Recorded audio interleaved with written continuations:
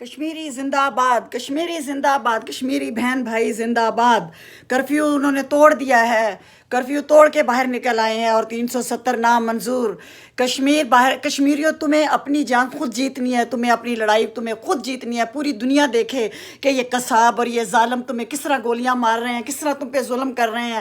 گھروں سے باہر نکلو، گھروں سے باہر نکلو۔ شیر کی ایک دن کی زندگی ہے، تمہاری 70 سال کی جو شیر کی زندگی تم نے گزاری ہے، ایک ایک دن تمہارا 70 صدیوں کے برابر ہے۔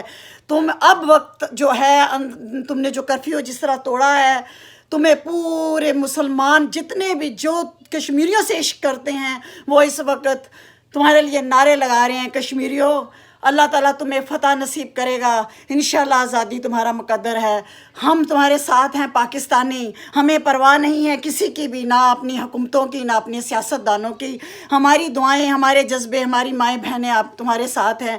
اور جہاں جہاں تک میری یہ ویڈیو طیبہ ضیاء چیمہ کی پہنچے، خدا کے لیے ہم نے کل نیو یارک میں بھی ہم نکلے ہیں، جتنے جوگے ہم ہیں تھوڑے بہت، بے شک اس میں ابھی سیاسی جماعتیں بھرپور شرکت نہیں کی انہوں نے پاکستان کی، لیکن عوام کے اندر جذبہ ہے، نکلو ہیومن رائٹس کے لیے نکلو۔ یہ غیر سیاسی مشن ہے، یہ غیر سیاسی جہاد ہے، یہ ہیومن رائٹس کا ہے، یہ لوگوں کی، انسانوں کی زندگیوں کا سوال ہے۔